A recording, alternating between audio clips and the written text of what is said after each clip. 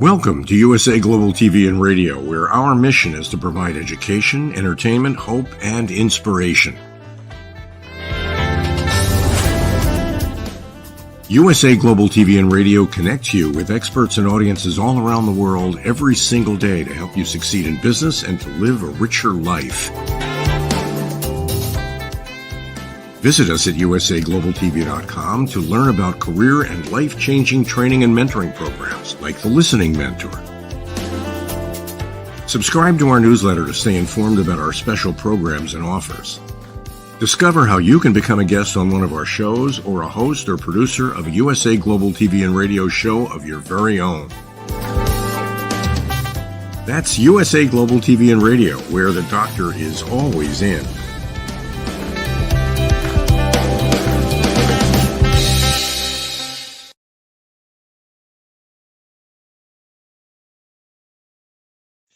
Hi, red.olaghlin here on The Wise Ones. Today, our guest on the USA Global TV and Radio Network also. Today, Tricia Copeland is our featured guest. She's a prolific writer, author of many books, award-winning books, a lot of things. So we have just a myriad of things we can talk about today. Romance, fantasy, dystopian, new adult, young adult. Anyway, Tricia, please join me and let's kind of get into your writing career a little bit here. Hi, Red. Thank you for having me. When did you start writing? I started writing probably 16 years ago. I've only been publishing for 9 years, but I had some years before that when I was working on a lot of content. Okay, and you picked romance. Is that the first book you wrote? I wouldn't say it's primarily a romance. There are romance elements to it, but primarily it's based on my experience of recovering from anorexia. So I wrote it as a fiction series, but it is a story of a girl who develops anorexia and shows how she was able to recover from that and regain her footing and become successful. Before we go into your books, I'm doing a little bit of research. You believe in magic. And, right. And I see magic in this and magic in that and magic in a couple other things. So tell us about how your fascination with magic started and what's reinforced it along the way. Right. Well, even though I started writing the series about a girl recovering from anorexia, really, I love fantasy books. And magic obviously is a big part of fantasy plot lines, characters, but I love writing in a lot of different genres, and I was trying to figure out how to connect all those genres, what drew someone to me, or what my brand was, or what was something that encompassed everything that I wrote. And when I thought about it, it was really, I call it magic, but it's that special spark inside each person, or that special idea, a special character, just, little bits and experiences that I call them magical because they're fun or they're inspirational or they make us happy. And that's the magic. Just, you might find magic by reading a book. You might find magic by taking a hike. You might find magic by gathering with your friends. And I just felt like, just that theme of calling things magical in our lives could bring joy to a lot of people. And that's really kind of can span all of my writing and all of my books. Okay, so it's kind of like finding that little comfort zone that just really comfy, cozy, and it kind of just warms you all over. Is that a fair way of saying it? That is, or just some like special gift, not gift or special thing that you have, a special ability. Maybe it's you draw really well, and how can you share your art with the world? Or maybe you're an author, or maybe you're a singer, or maybe you love helping people and are great with pets. Like anything that's special about you that you can share that contributes to community. Okay. I also noticed that you were an avid runner. Are you still?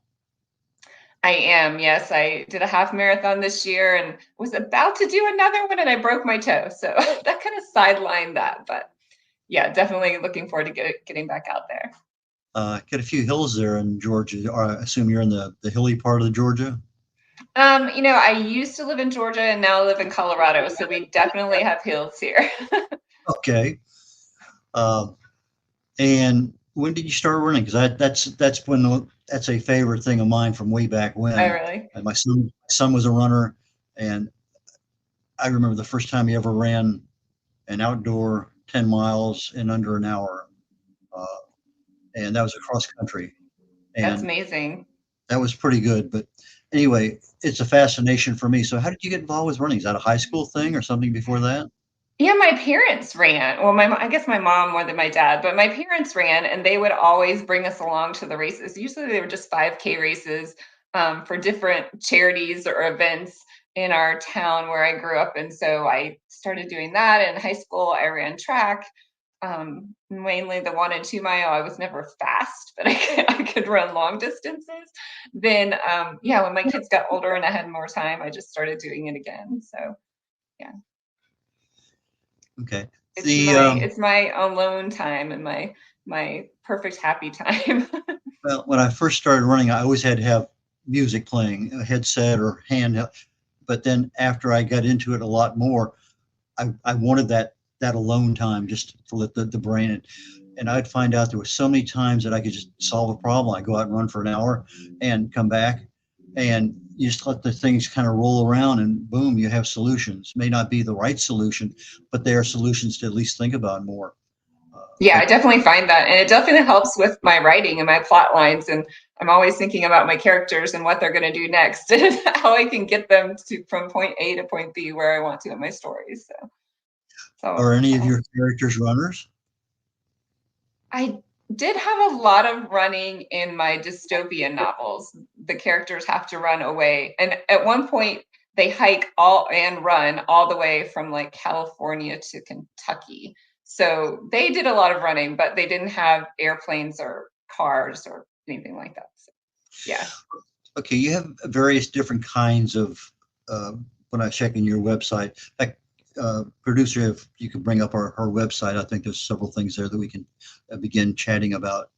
Uh, but one of the ones I noticed, you use a word FAE, which to me means fuel air explosive. Yeah, but in your particular case, not being military, it's going to mean something else. And when I looked it up, okay, it's not fairy, but it's another genre within European culture, history, whatever. So if we get a chance, we'll take a look at your book on that one. And then you have a new book coming out, what, next month?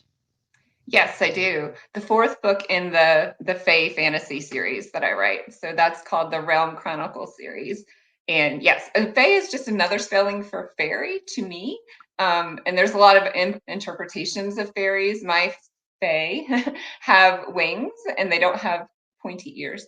So that's makes my Fae a little bit different. Also, I didn't do a lot of research on Fae before I started writing them, so they don't always have the typical characteristics that sometimes you hear about fairies and Fae.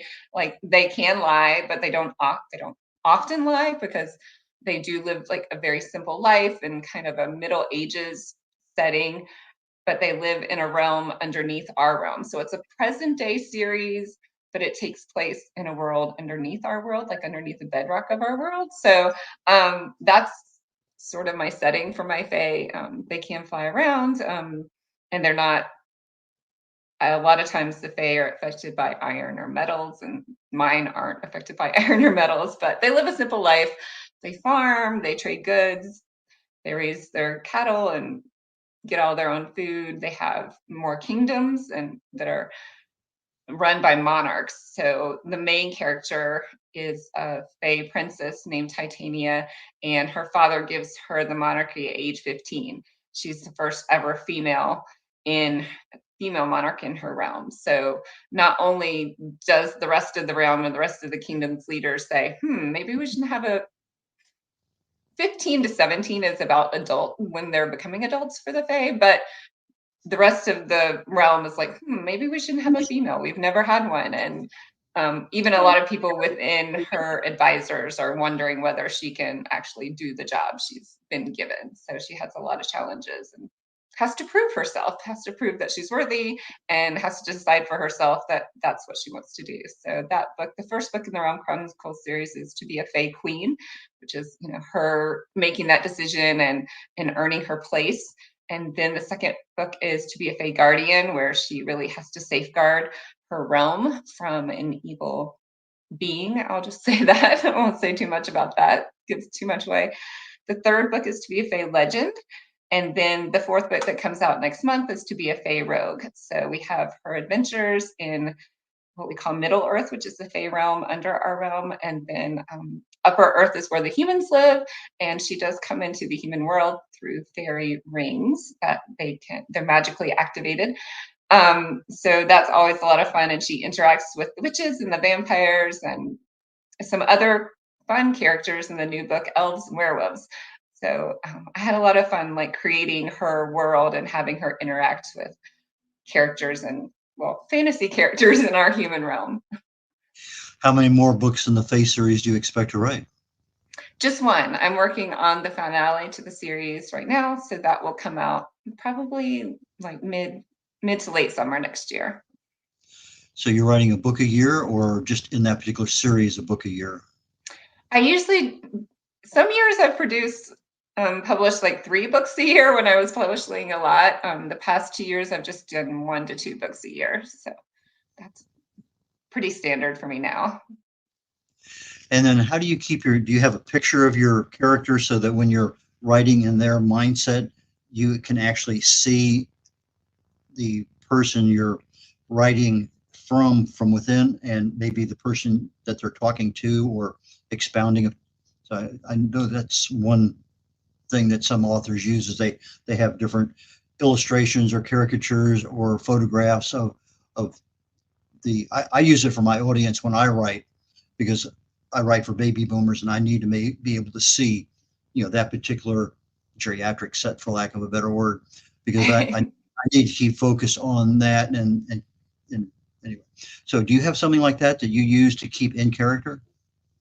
I do. In the beginning, I used it more than I do now. I think my characters are so ingrained in my head, I don't need them as much. But I'll have multiple files open on my computer that has like all the attributes of my characters. Maybe if they have, you know, what they look like, what their personalities are, what their current state of angst or their current state of, you know, what their mission is right now. I don't always plot and make outlines beforehand, but I try to write down like all the scenes of what I just wrote each time I finish, so that when I come back to it, I don't have to remember what's going on or where my character was or what they were feeling or what their next goal was. But I do have maps, and I have drawings, and I have plot lines, and I have notebooks. I have almost everything you could think of to like I like creating graphics that can, you know, just inspire me to maybe find out a new plot line or a new situation that my characters might get put into. I noticed a new term that and again, this is not my area, romance and fantasy, but you have, I know young adult romance, but you used a term, I think, on your website, new adult, or new adult. Tell me about that.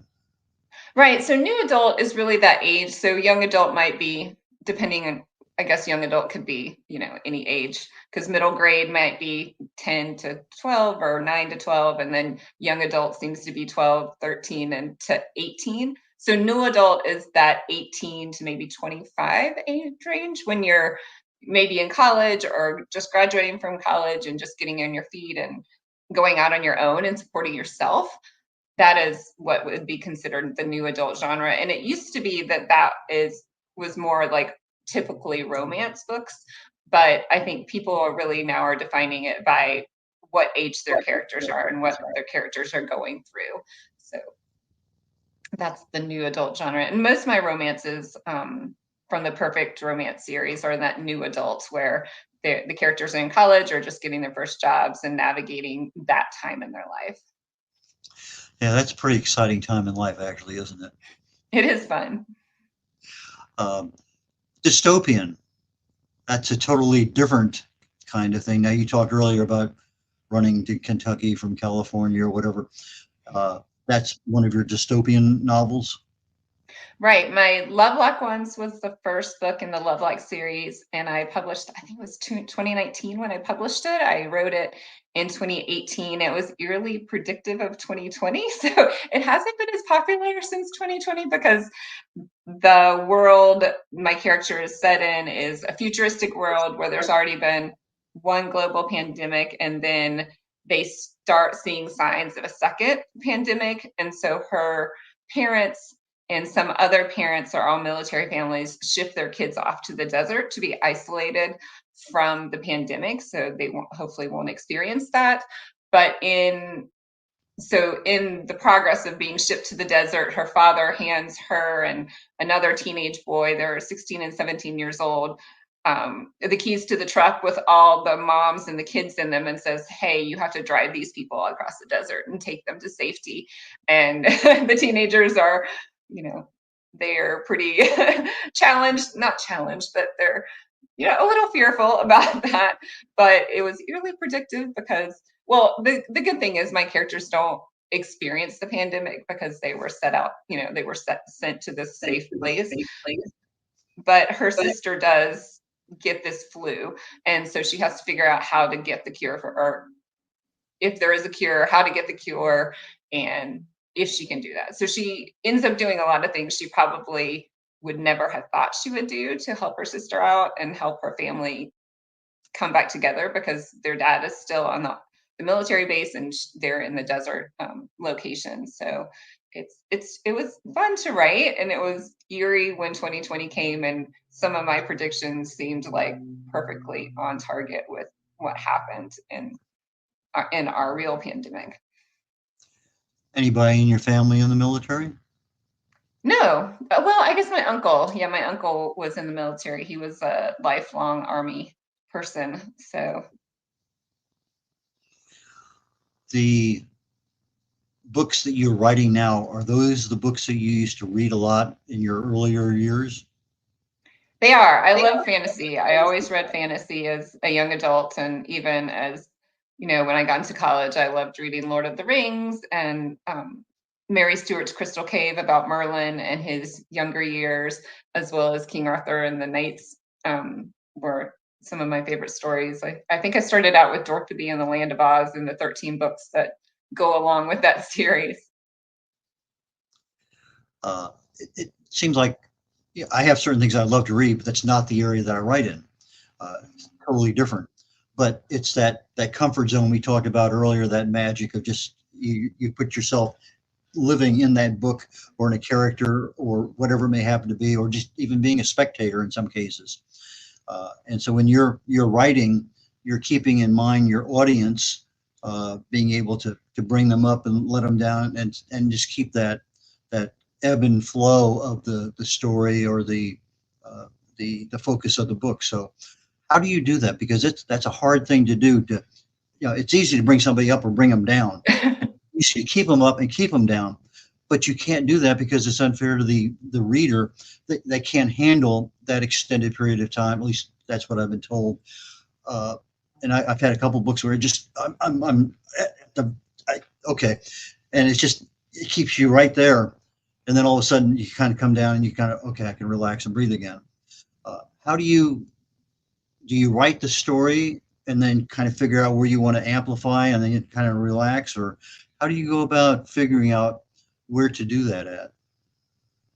I guess I get really invested in my characters. So whatever my characters are going through, I usually am feeling it with them or experiencing with them. I will often start crying if one of my characters experiences loss or is sad. So I think when I feel like I need that break, like I start feeling like, oh, this is too much tension, this is too hard, let me give my character a little break, then I'll do something fun with them. Like in my current day story, the main character, well, she loves to fly, obviously, because she has wings and she loves to fly, but she also loves to swim, which is a little bit of her escape. So she can dive down under the water, and she's completely, and she does it at night very often. So it's dark, and then she's only surrounded by the feel of the water. So and it shows that, she's replenishing her her pot of her pot of energy and her pot of her psyche, so that she can go back and do what she needs to do. So it's showing that it's not all horrible all the time, and she is experiencing little pockets of fun and escape from her normal stress, but also giving the reader that experience of that pocket of fun or escapism. So I guess I do it that way. Usually when I'm plotting out a book, I'll put major points in. I know what the major things are going to happen and where I'm going to end up. But as I'm writing, I always try to think, okay, how do I get my character from one place to the other? What is something fun I can, or something different that I can have the reader experience that maybe they didn't expect?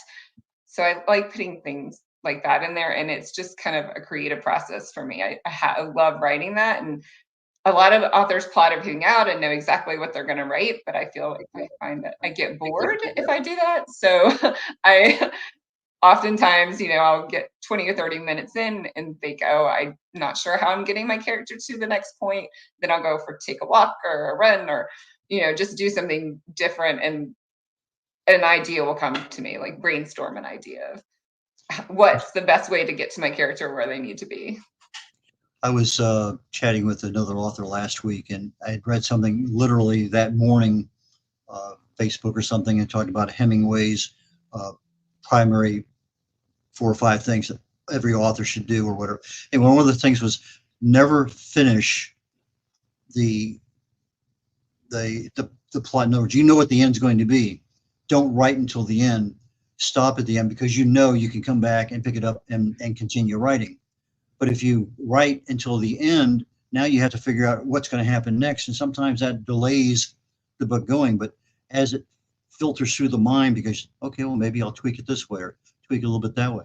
But that really made a lot of sense, because so many times I'll finish and it takes an extra little bit. Okay, I'm done.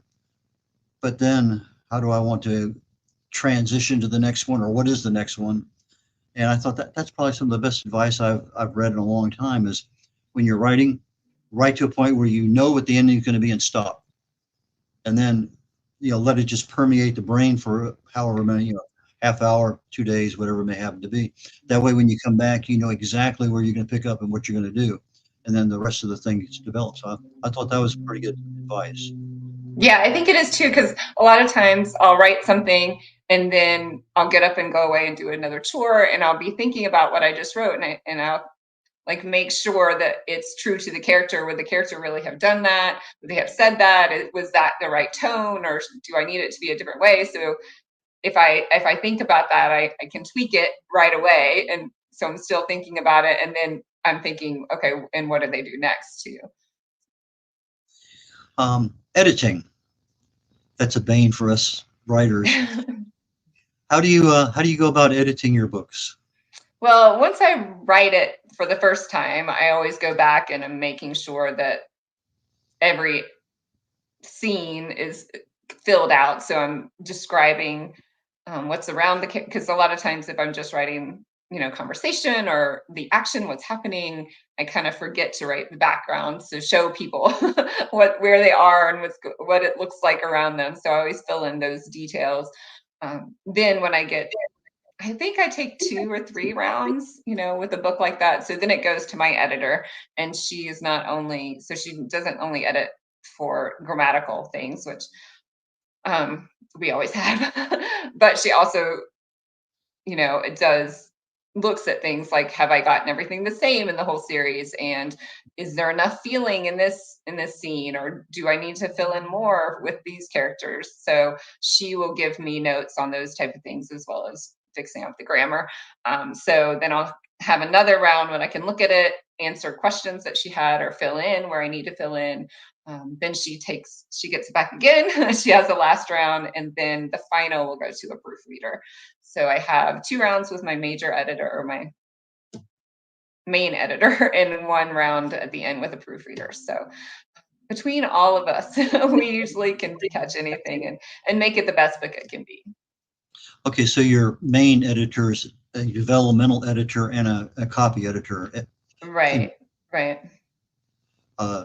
Do you ever use the function where you can have the computer read back to you, where you can actually hear it I use that a lot for myself, whether it's just a blog or whatever, because I want to hear what it sounds like. Because sometimes I can read and it's a big error, but I don't see it, but I hear it. Have you ever used that function of being able to listen to what you're writing? I say it to myself in my mind. I don't actually have the computer read it to me, but I'll say it to myself in my mind several times if a sentence is not looking right, or I'm a very auditory person, so I will do that. Like if I'm rereading a scene, I'm kind of reading it in my mind and listening in my mind, not really out loud, but sort of out loud in my own mind, if that makes sense. Yeah, it's just one of those features available in Microsoft Word that I use a lot because it's, to me as a writer, it just really solidified. That's exactly what I wanted to say, or that doesn't Mhm. sound right. Uh, I usually have editing parties at my house where I have, little snacks and alcohol and whatever, and do a little social intercourse for about 30 minutes with different people, and then give everybody random chapters in a red pen and let them take the next hour and just read. And I've gotten some really, really good feedback from people that, I told the story fairly often, if and when. I have a tendency to use if a lot, but once I found out that I do, when I go back toward the email, I'll do find. And I think the first time that I was pointed out to me, I had 86 ifs and I changed 82 of them to when. Yeah. So, but there's just little things there that as you get better and better at the writing and editing and all those things, it just makes it more fun. Uh, but you win a lot of awards.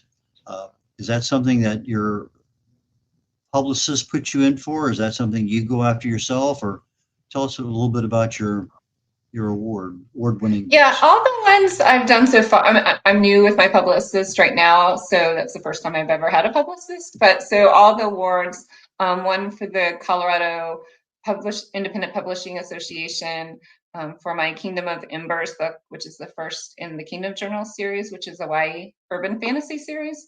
And that series is an adjacent series to the Realm Chronicles. So those characters jump back and forth, which is, I can't let go of characters, so I just have to keep going with them and not, not let them go.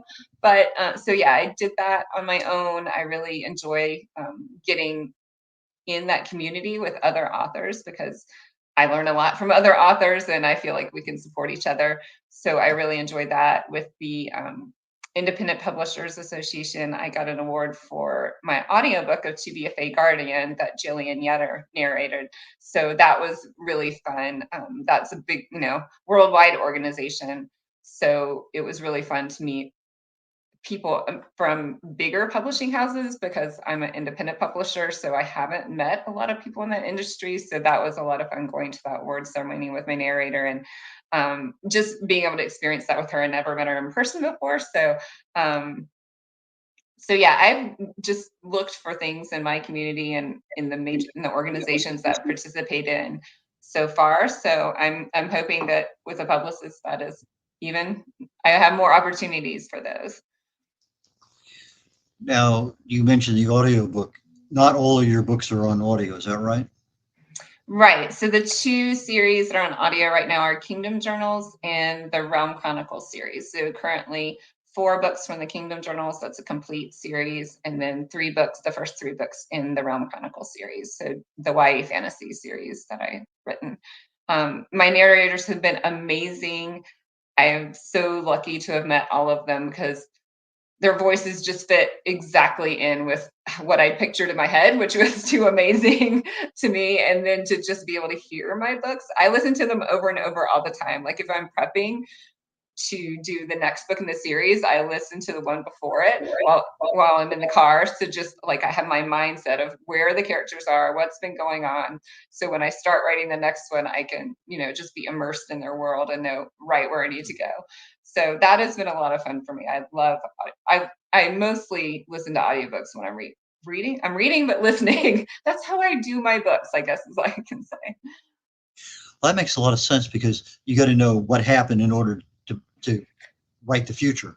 So, Right. I mean, it just jogs my memory. Obviously, I know major points of what happened, but all the little minor things that, I may forget between the 3 or 6 months in between writing something.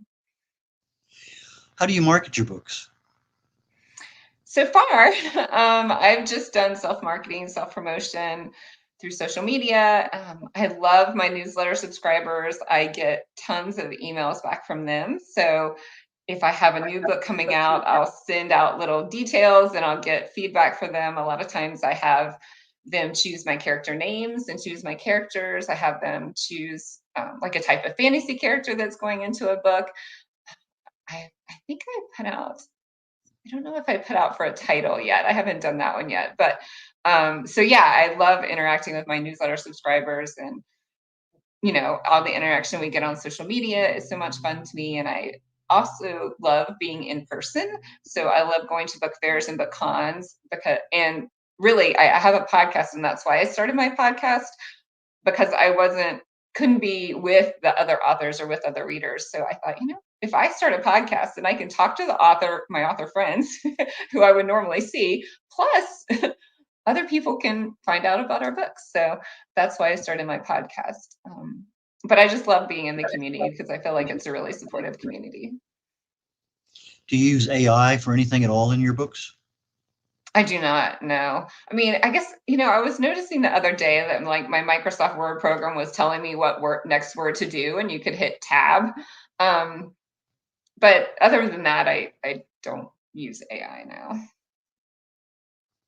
Okay. I've used AI a few times for cover designs. The author tells me what he wants, and I can go in and have AI create 3 or 4 or 5 covers. I'll send them all to the client. And then he says, I like number 2 and number 4. And then I'll take those 2 and send to a designer and say, this is what my client likes. Make me something that has this in there. And so Right. I found for cover design, the AI is pretty decent about taking verbiage and creating an image based on what the words are. So I get a cover. How do you do your covers? So I have a cover designer, and I'm a really bad drawer, and she's told me that I am not good at drawing. But I usually will just hand sketch out what I'm thinking of, and then have her produce it. I have an idea. I guess I want to say I'm not tech savvy, but I am, because I built my own website. I do most of my own social media and things like that. But when it comes to things like that, I don't know. I like pen and paper, and I like drawing and coloring and all that. I mean, I can color. That's not hard, but I'm not a very good drawer. But she seems to be able to interpret what I want anyway. In my Fae series, the covers are just different poses of my Fae, I guess. So my cover person developed hers from an Ice Queen picture. Like we took an Ice Queen and then made her look like my Fae has red hair and wings, so not like the Ice Queen had like all white face and white hair. So we just kind of tweaked some other images that I found that I liked. I usually take in, for a book that I don't have a cover of my own, I'll buy $5 covers off of Fiverr.com and put them on Facebook and say A or B, B or C, C or D. And I found over time that authors are very poor at creating their own covers. I love this one, but nobody else likes it. And the one, well, that's okay, but that's one that everyone else likes it. And it's amazing that over time, for a very modicum investment, I get 4 or 5 covers and I throw them out there and say, what do you like? And then the audience tells me, and I find that to be a pretty good feedback mechanism for me. And I think the same thing would work with titles, because I've done that a long time ago. I was trying to think, I need a title with 5 words. I don't want more than that because of the size, but the subtitle could be almost anything. But with your kind of books, do you have subtitles on your books? I forgot when I was looking at them if they did or not. No, not really. No. I was going to say, I looked at quite a few of your books before we began today, but I didn't remember to look. Oh, does she have a subtitle? But I didn't remember seeing any. But that's another thing I try to concentrate on too. But anyway, on your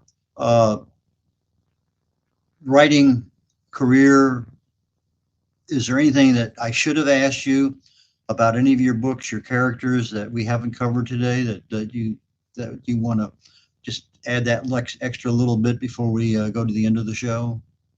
I don't think so. We covered all the genres that I wrote. So I started with my Being Me series, which is the story of the girl who recovers from anorexia. And then I moved into fantasy really quickly with I wrote a standalone novel, Drops of Sunshine, and then I wanted to write a vampire series, but it became a witch series. So that is the Kingdom Journal series, which led into my faith fantasy.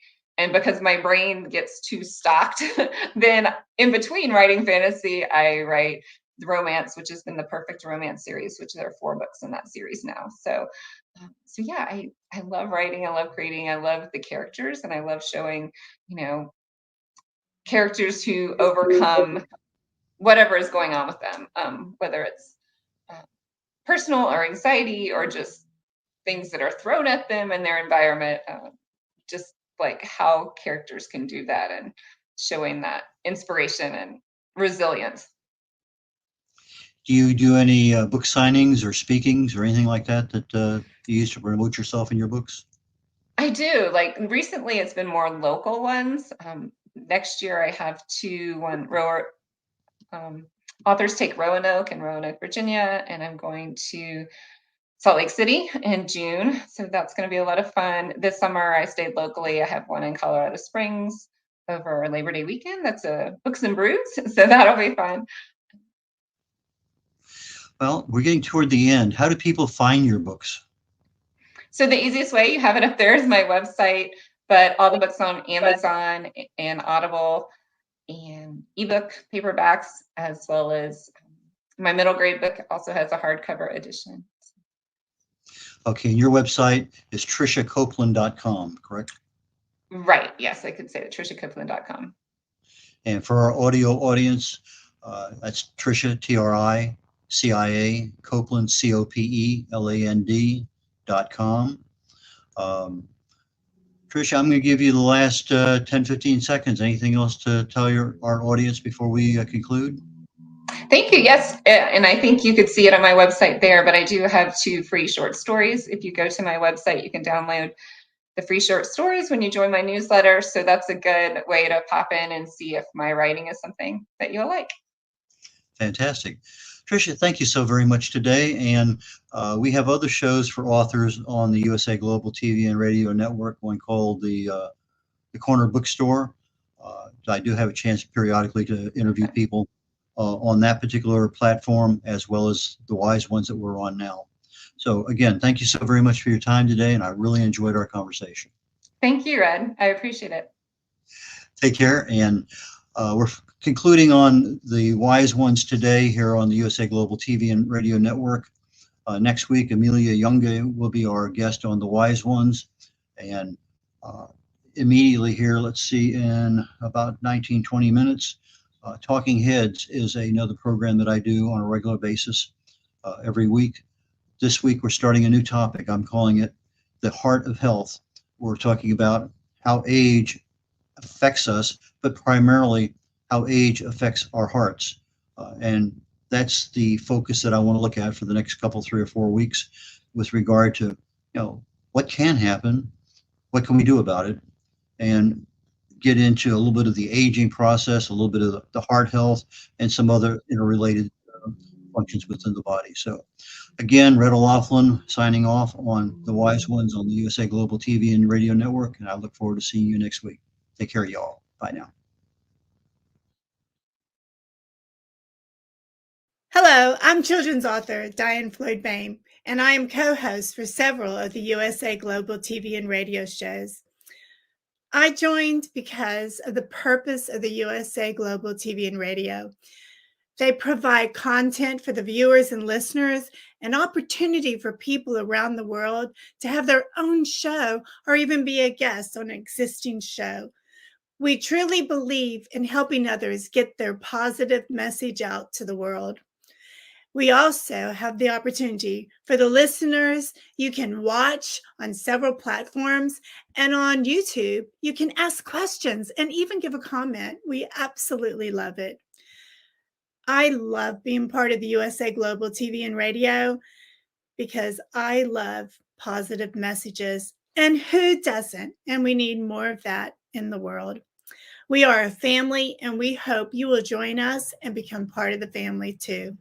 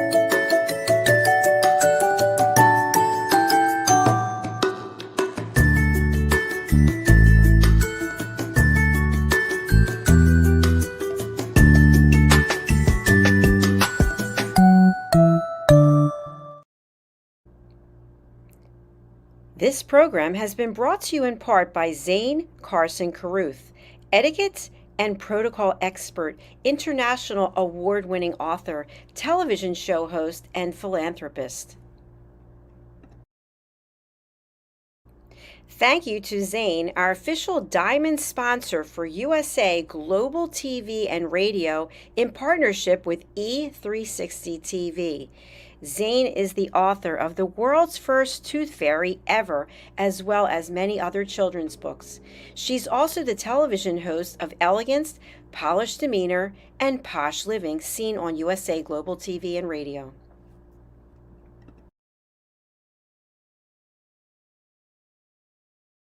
Hi, my name is Zane Carson Carruth, and I'm the author of this book, The World's First Tooth Fairy Ever.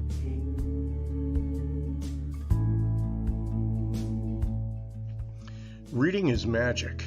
Studies have shown that reading to your children lays the foundation for greater success in life.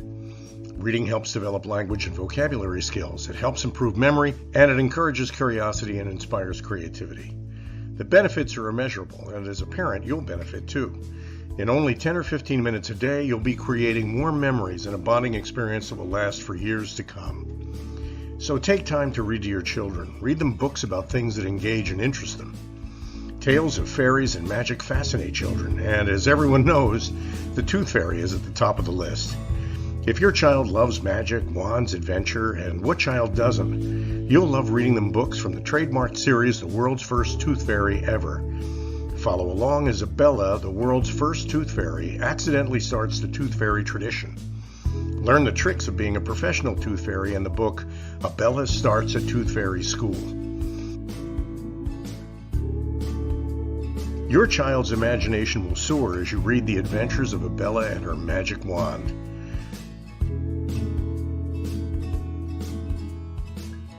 These wonderful books are available at worldsfirsttoothfairy.com and at Amazon, Barnes & Noble, and Walmart.